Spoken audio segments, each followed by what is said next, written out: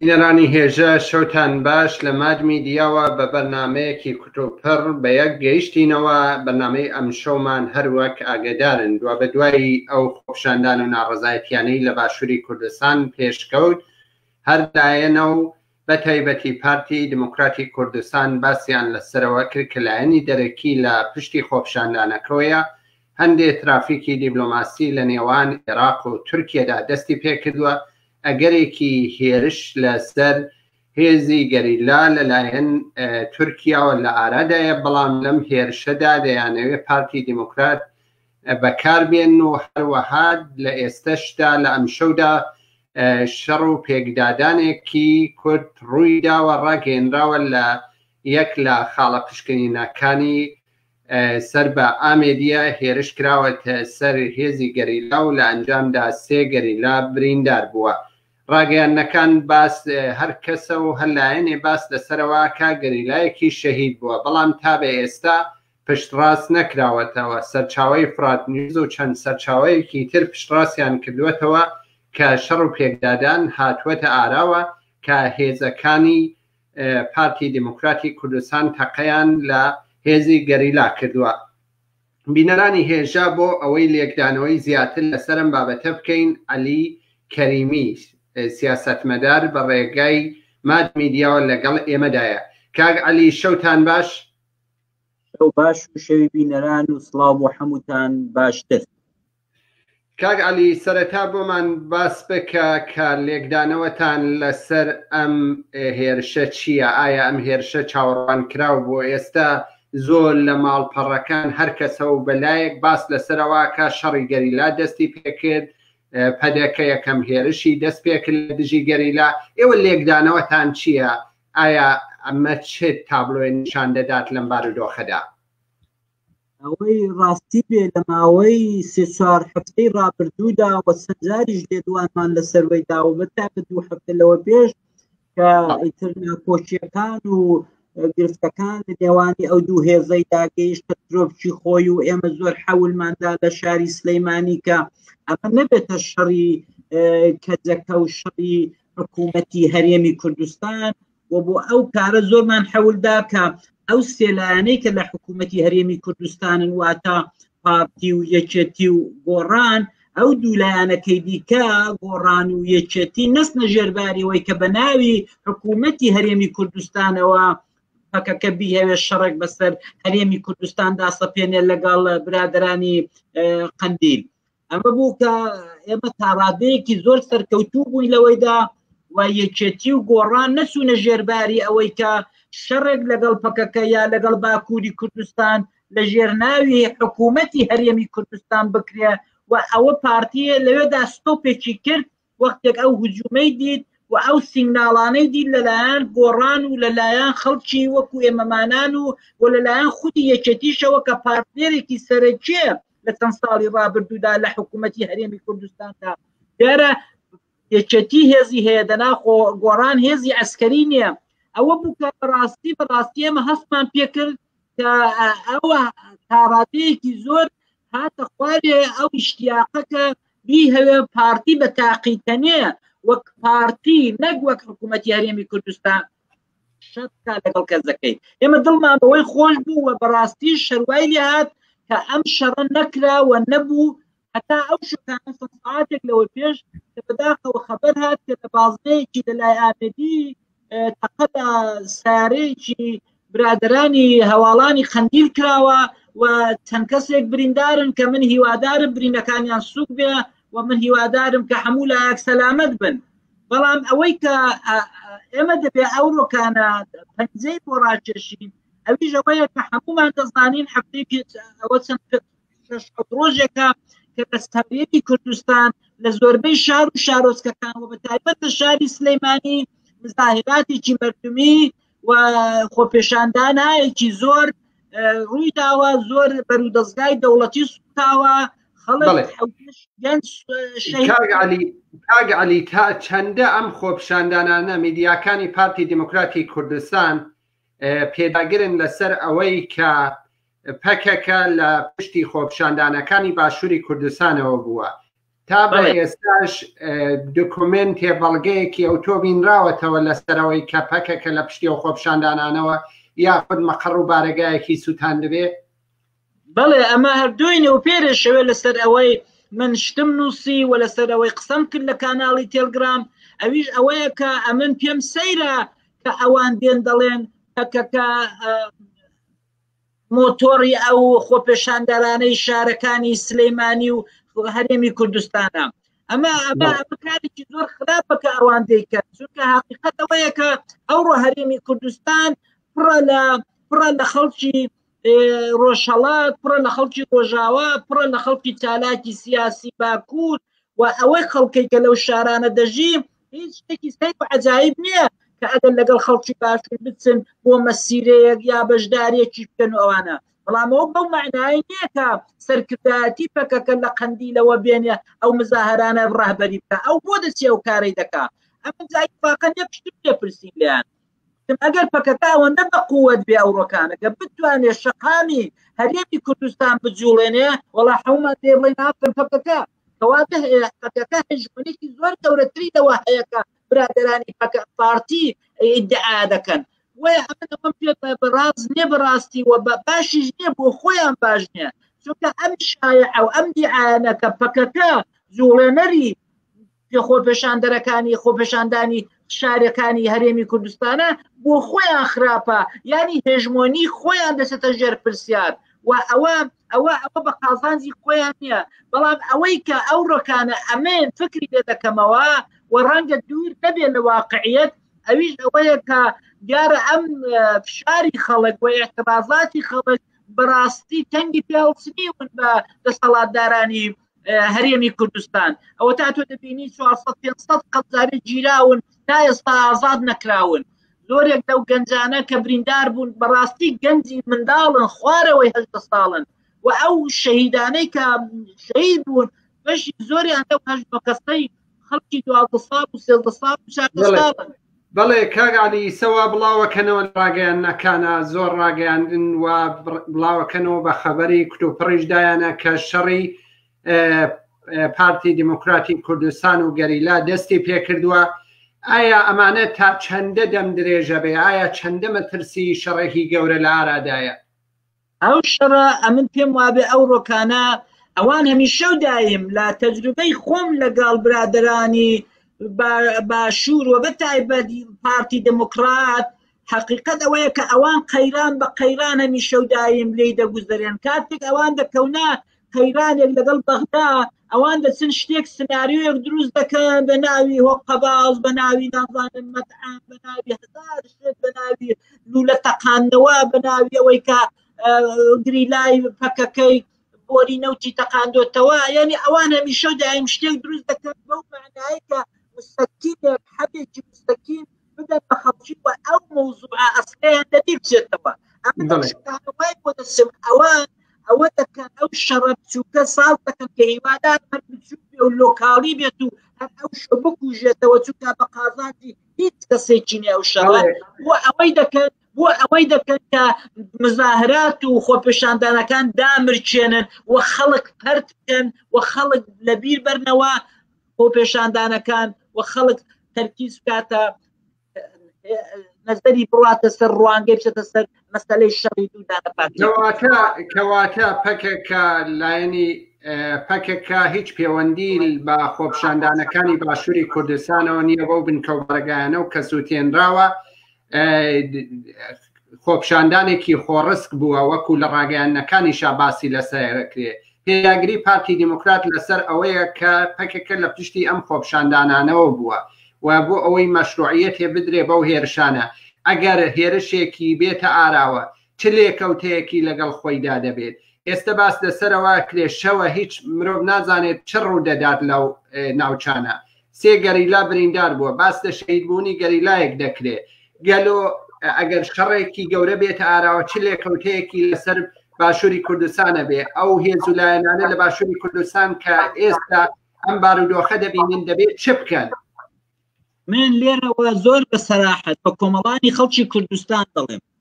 ئەوەی کە مزاهرات و خۆپێشاندان لە هەرێمی کوردستان لە چەند ڕۆژنەوە پێشەوە هاتۆ خەڵک لەسەر جادەیە ویست و داخوازێ بەرحەق و ڕەواکانی میلەتی کوردە لە باشووری کوردستان ئەوان گەیشتۆتە ئیتر ئێرەیان گەیشتۆتە ئەوەی کە معاشیان نێ گەیشتۆتە ئەوەی کە نەوتیان لێ بەزستان گەیشتۆتە ئەوەی کە کارەبانیە گەیشتۆتە ئەوەی کە مامۆستا 4-5 مانگە معاش وەرنەگرتووە ئەوە ویست و داخوازی ڕەوای خۆیانەوە بەڕاستی ئەوەی کە ئەمن لە نێویاندا بووم و حتا دوی نەوپێرێ لەوێ بووم دەزانم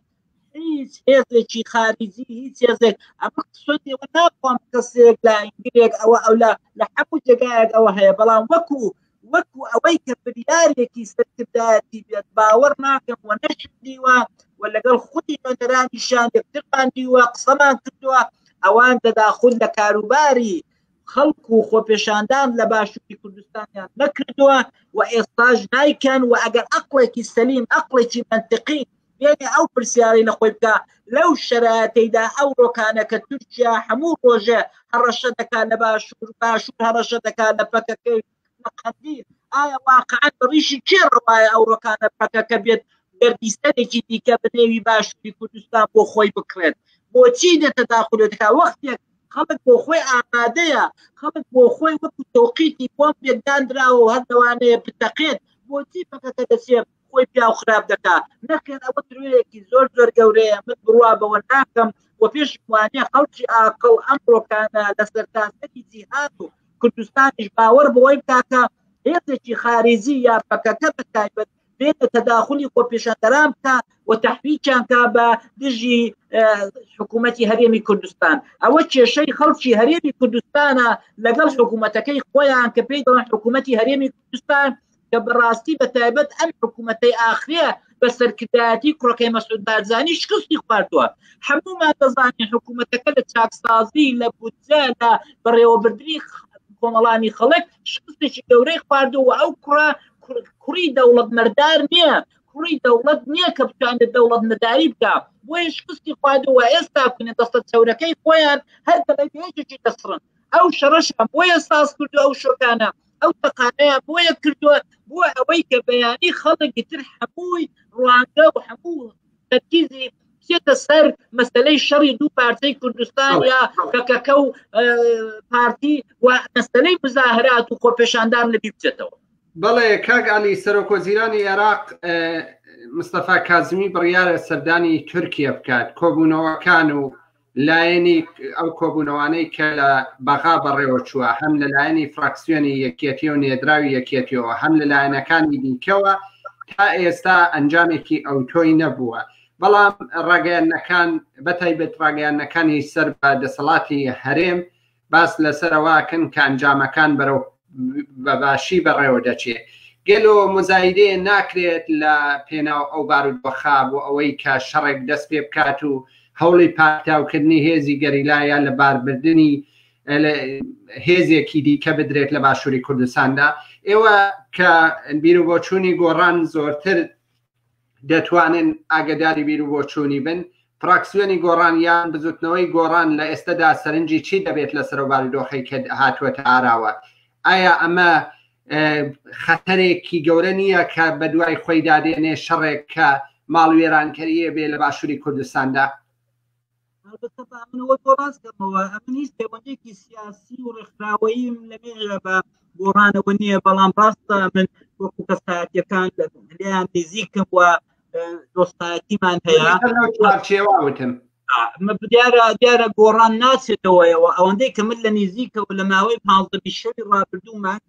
مانگونیوی ڕابردوو لەسەر مەسەلەی شەڕی کەتەکە و شەڕی هەرێمی کوردستان لە نزیکەوە دیو من و قسەم لەگەڵ کردوون ئەوان ناتنە ژێرباریەوەی ئەوان نایانەوێ بچن شەڕی پەکەکە بکەن یا شەڕی پارچەیەکی تری کوردستان بکەن ئەوەی کە ئەمن لێم بیستون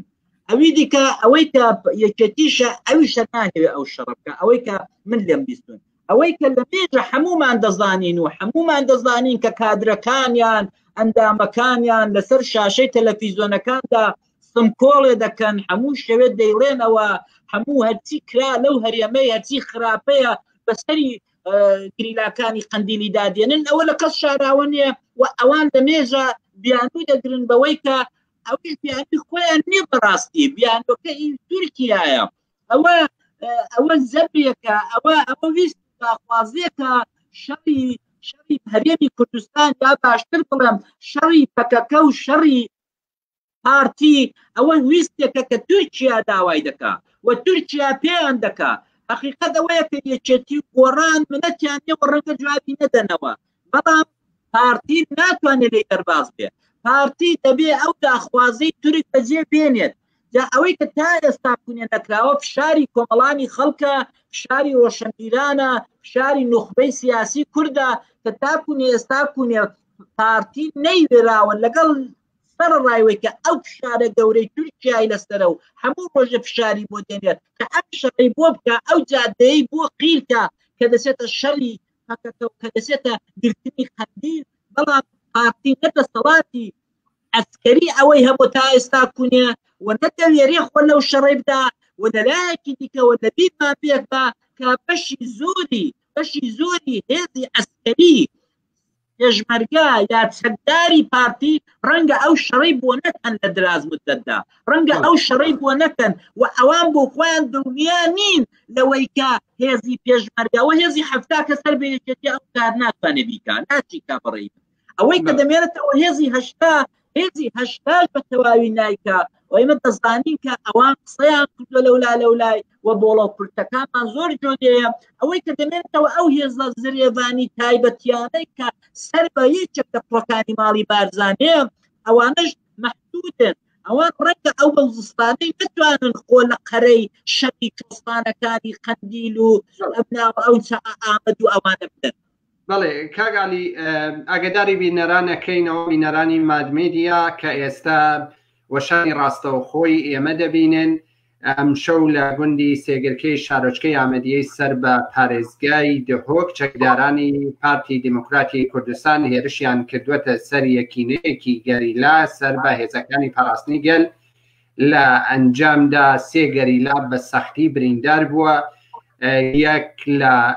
ڕۆژنامەوانان لەو هەرێمەوە ڕایگەیاندووە کە کاتژمێر 9 شەو بە کاتی باشووری کوردستان بووە و هێزانە بۆ سێداناوە بۆ هێزی گەریلا و لە ئەنجامدا سێ گەریلا بە سەختی بریندار بووە هەروەها ئەو هێرشە بە دوای هێرشەکە چەکدارانی پارتی دیموکراتی کوردستان بە چەکی قورس و بە چڕی بنکە و بارەگاکانی گەریلایان لەو ناوچەیەدا کردووەتە ئامانجی هێرشەکە تا ئێستا هەپەگە لەو بارەوە هیچ لێدوانێکی فەرمووی نەداوە ئەمەش دوای ئەوە هاتووە کە لە ڕۆژانی ڕابردوودا شاهێدی ئەوە بووین سێ هاوڵاتی لە هەرێمی بەهدینان لەلایەن فڕۆکە جەنگیەکانی دەوڵەتی تورکیاوە گیانیان بەخت کرد بەڵام کاردانەوەیکی ئەوتۆ نەبوو لەگەڵ پارێزگاری دهۆکە قسەیان کردوتیان ساڵانێکە ئەو گوندانە بەهۆی ئەوە و کەپەکەکەی تایە خەڵک باجەکەی دەدات ئایا ئەم ئامادەکردنی ئەم ئەتمۆسفەری ڕۆژنامەوانی و ڕاگەیاندنیە تاودانی شەڕ نییە لەلایەن دەستگاکانی ڕاگەیاندنەوە چ دەکرێت بۆ ئەوەی کە بەر بەم شەڕانە بگیرێت میدیاکاران دەبێت چۆن هەڵس و کەوتکەن لەم بارودۆخەدا کاگالی بەجێیە بۆ زۆریش سادەیە ئەو ڕۆکانە دەزانین دەوڵەتێکی داگیرکەری بەنێوی تورکیا بە نیەتی ئەوەی کە دێ شەڕ و سنوورەکانی خۆی دەپارێزێ وەکو لە ئەترین کردی بەڵام مەبەستی داگیرکردنە مەبەستی شەڕێکی کۆنی خۆیەتی لەگەڵ گریلاکانی پەکەکە و لەوە گەورەتر من ئاوای دەبینم و چەندین جاریشم باس کردو و پەنجەم بۆ ڕاکێشاوە مەبەستی تورکیا داگیرکردنی ویلایەتی مووسڵە خۆش خەیاڵی و بزرگمەنیشی و بزرگ چاولێکردنی ئاغای ئۆردۆغان لە کەس شاراوە نییە حتا لە میدیاکانی ئوروپا و حتا یەکێتی ئوروپاش هەردووی نەوپێرێکانە زۆر بە سەراحەت باسی ئەو بزرگ نازانم چێ و ئەو خەیاڵ پەردازی و خۆ بە گەورە دیتری خەیاڵی عوسمانی نوێ حتا لە زمان سەرکردەکانی ئوروپاشەوە بەیان کراوە کوتراکە ئاغای ئۆردۆغان خەیاڵێکی خراپی هەیەدا لە ڕۆژهەڵاتی ناوەڕاست ئەمە لە کەس شاراوە نییە بەڵام لێرەدا جێی داخە میلەتی کورد کە هەر چوار پارچە دەبێ وریا بێت ئەمە بەدەستی لایەنێکی کورد دەکرێت کە ناویان بارزانیە ئەمە خەتەرێکی گەورەیە کە ئێمە نابێ بچینە ناو ئەو بۆسەیەوە ملەتی کورد نابێ بێڵێ ئەم شەڕە لە باشووری کوردستان ڕووبدا چونکە دەبێتە پەڵەیەکی ڕەش بە نێو چاوانیانەوە بۆ دوا ڕۆژ. حقیقەت ئەوەیە ئەو ڕۆکانە هەر وەک چۆن مانگی پێشوو خەڵک زۆر زوو هاتە سەرخەت، خەڵک هات اعتراضی کرد کە نابێ حکوومەتی هەرێمی کوردستان ئێعلانی شەڕ بکات لەگەڵ برادران و هەواڵانی کەچەکە. ئەم ڕۆکانەش دەبێت هەر بەیانی زوو هەر لەو شۆوە دەبێت ڕۆژنامەنووسان بە قەوی جەنابێت، دەبێت نوخبە، دەبێت ڕۆژشەمبیر، دەبێت خەڵکی بازار و خەڵکی مەدەنی لەگەڵ ئەوەی کە ئەو ڕۆکانە خۆیان لەسەر جادەن بن بۆ ئیسلاح بۆ تەأمینی مەعاش ئەوەی کە دەو ڕۆژەی ڕابردوودا خەڵکمان دیوە لەسەر جادە. دووبارە دەبێت ئەوانە شعار و هەموو شتێکی خۆیان لەگەڵ ئەوە تێکەڵ بکەن کە نابۆ شەڕی کورد بە کورد، ناش بۆ شەڕی باشووری کوردستان لەگەڵ کەجەکەی. ئەمە ئەوە بەونی شانەی نییە کە ئەوان ویست و داخوازی ڕەواکانی خۆیان لە بیربەرنەوە، دەبێت ویست و داخوازیەکانی خۆشان لەوێ بێت، بەڵام ئەوە دەبێتە شتێک کە پارتی دەیهەوێ کە میلەت ویست و داخوازیەکانی خۆی کە داواکردنی معاشە، داواکردنی نەوتە، داواکردنی کارەبایە، داواکردنی ئیسلاح و چاکسازیە دەبێت ئەوە لەبیر نەبنەوە، بەڵام پارتی دەیهەوێ بە بۆنەی شەڕەوە ئەوان دەبی بێتەوە. میلەتی ئەو هەر چوار پارچەی کوردستان دەبێ بڵێ نا بۆ شەڕی کورد، نا بۆ شەڕی فەکەکە. بڵێ تۆ بەو زمانە توندە بەرامبەر بە پارتی دیموکراتی کوردستان قسە دەکەی، بە هەمان شێوە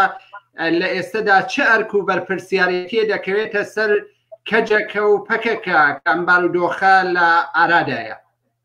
ئەمێن زیاتر لە ماگونیوێک لەوە پێش نوێنەرایەتی کەجەکەم لە هەرێمی کوردستان دیوە و بە تێر و تەسەلی قسەمان کردووە و بەڕاستی لێکش حاڵێ بووین. ئەمن خواهشم لێ کردوون حتا بە قیمەتی ئەوەی کە لە بەریان هەڵێن، حتا بە قیمەتی ئەوەی کە تەواضوعیان نیشان بدەن، حتا بە قیمەتی ئەوەی کە لە بەریان بپاڕێنەوە ئێمە نابێ شەڕی کوردی باشوور بکەین، ئێمە نابێ شەڕی کورد بە کورد دووبارە ڕوو بداتەوە. ئەوان بەڕاستی ئەویان قبول کردووە و ئەگەر چاو لە بەیاننامەکەیان بکەین نزیک بە مانجێک لەوە پێش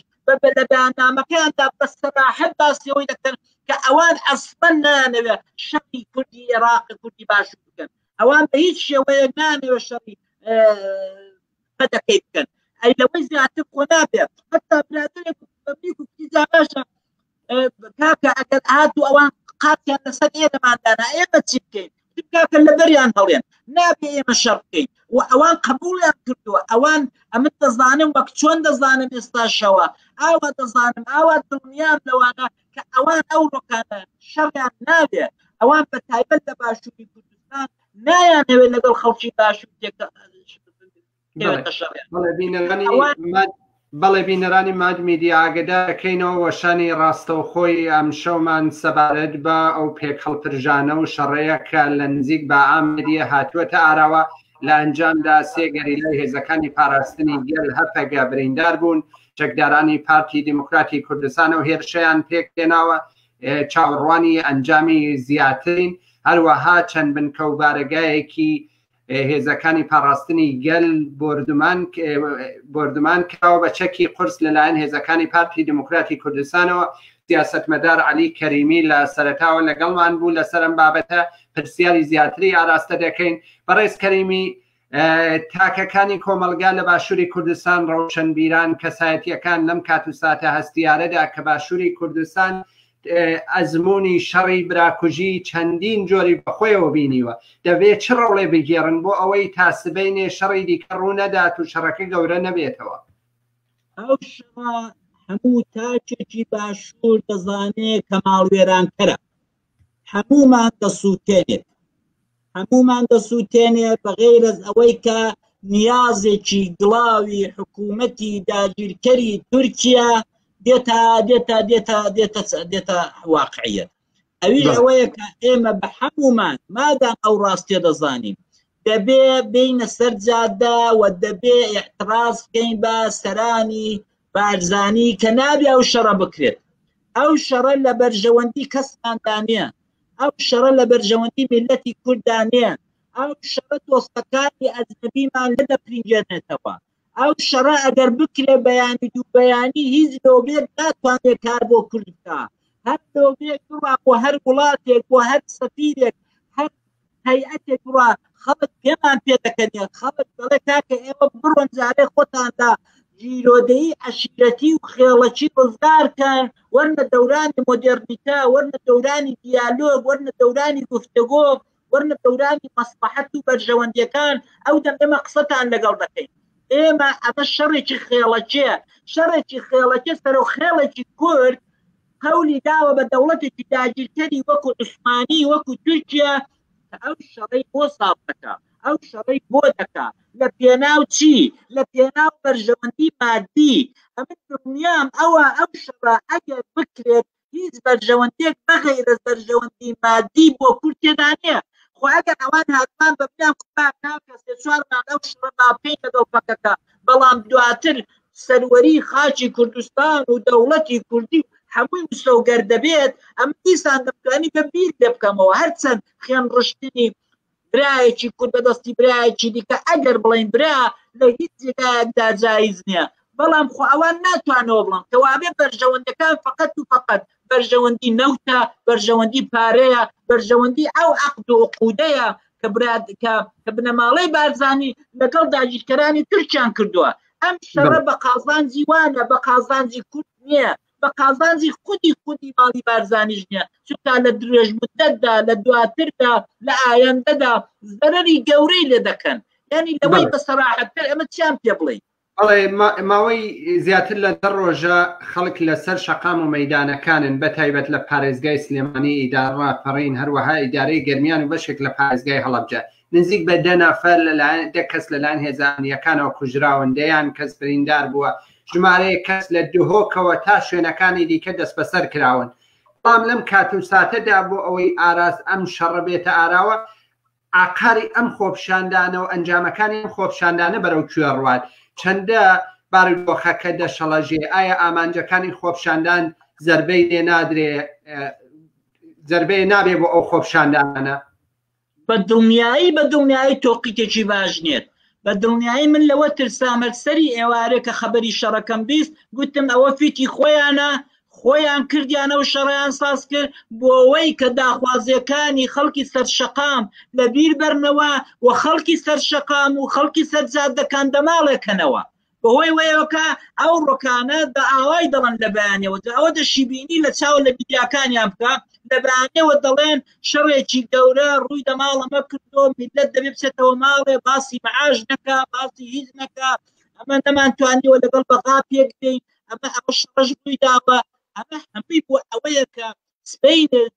سپەینە هەرچی زووتر خەڵک لە دویست و داخوازیەکانی خۆیان ئەوە بکەن ببڕن و ڕویان دە شتێکی دیکەکەن کە شەڕێکی خارجیە کە شەڕێکی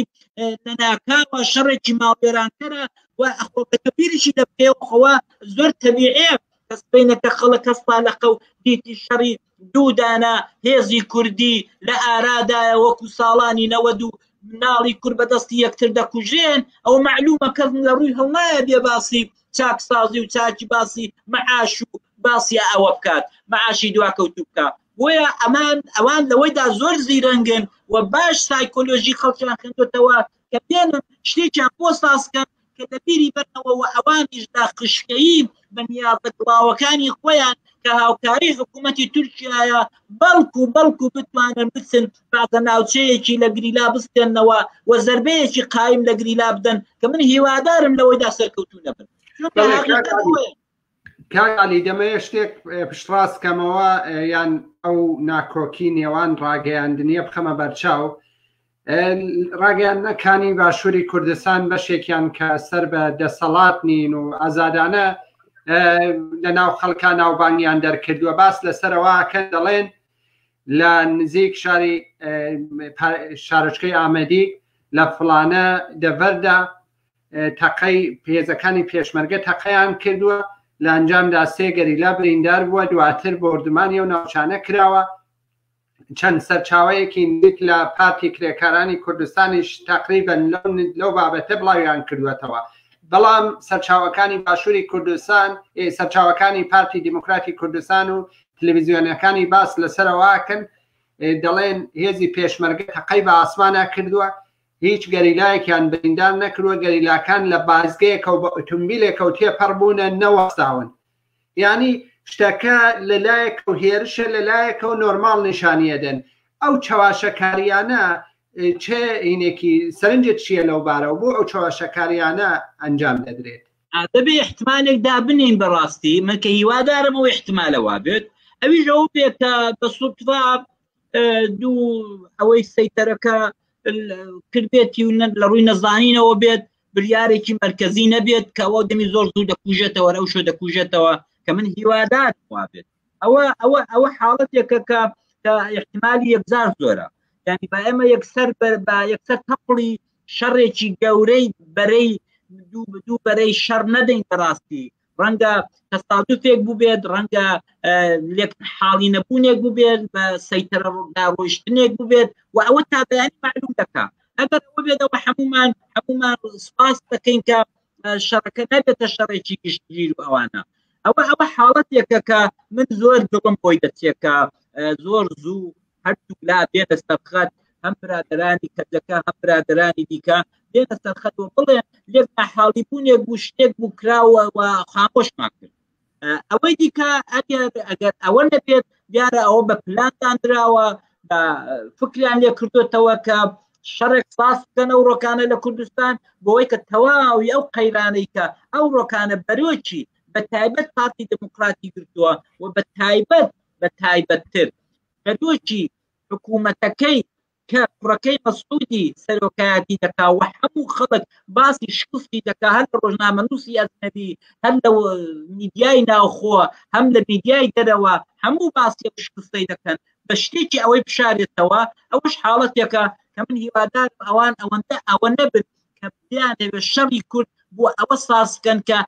سەردانی شانی خۆیان لە ئەو هەموو خەتایە کە کردویانە سوود بکەن. ئەمە زۆر عیبە. بەڵێ سپاس دەکەین مامۆستا عەلی کەریمی سیاسەتمەدار. ئەگەر شتێک لە کۆتاییدا شتێک مابێت لە ناو پرسیارەکانی من بوو بێت یان لە ناو پرسیارەکانی من بە تەواوەتی باسی لەسەر نەکرابێ، ئەگەر شتێکی جیاواز هەیە دەتوانی لێ زیاد بکەی، ئەگەر نەمام وەشانە بە پەلەیە کۆتایی پێبێنی. ئەمە سپاسیەوە دەکەم کە ئاوە بە زووی هاتنە سەرخەت و کۆمەڵانی خەڵک معلوماتیان دەدەنێەوە زانیاریان پێدەگەێنن. من هەر ئەوەندە دەڵێم با پەلە نەکەین، با بزانی جارە 1-2 سەعاتە ئەو شتە قەوماوە و هیوادارم کە هەر بۆکو ئەمن کوتم هەر حاڵەتێک بێ کە بە فکرا بێ بە تەسادف شتێک کرابێت و زۆر زوو هەردوو لا بێنە سەرخەت هەر ئەو شکانە بیکوژێنەوە، چونکە ئەو ڕۆکانە گەلی کورد لە هەر چوار پارتەی کوردستان ئەسڵەن ئامادەگی شەڕی ناوخۆی نییە و شەڕی ناوخۆ وێرانکەر و ماڵوێرانمان دەکا. هیوادارم هەردوو لا بە تایبەت برادرانی کەزەکە و برادرانی قەندیل زۆر زوو بێنە سەرخەت و ئەو شەڕە ئەو ڕۆکانە بە قازانجی هیچ دایەک نییە و نەیکەن. سپاس دەکەین عەلی کەریمی سیاسەتمەدار کە بەشداری وەشانی ڕاستەوخۆی ماد میدیا بووی. بینەرانی هێژا وەشانی ڕاستەوخۆی ماد میدیا لەسەر و بارودۆخەیە کە لە باشووری کوردستاندا لە کتۆپڕ گوزەرا، ئەویشەوە بوو هێرشێک پێک هاتووە لە ئەنجامدا باس لەسەرەوە کرێ سێ گەریلا بریندار بووە، هەروەها ڕاگەیانەکان شتی ناکۆک بڵاو دەکەنەوە. بۆیە لە ئێمە هەوڵماندا لەم بەرنامەیەدا دوایین بارودۆخ ڕاستە و ڕاست بگوازینەوە بۆ ئێوە و لە بیربۆچوون لە عەلی کەریمی وەربگرین کە ئەوەیە ڕۆڵی هەموو کەسێک هەبێت بۆ ئەوەی شەڕی براکوژی بە هیچ شێوەیە لە باشووری کوردستان یاخود لە هیچ پارچەیەکی کوردستان نێتە ئاراوە. هیوادارم توانی بێتمان تا ئاستێک ئەو بارودۆخەمان هەڵسەنگاندن بۆ کرد بێت. شەو شەوگاتان باش.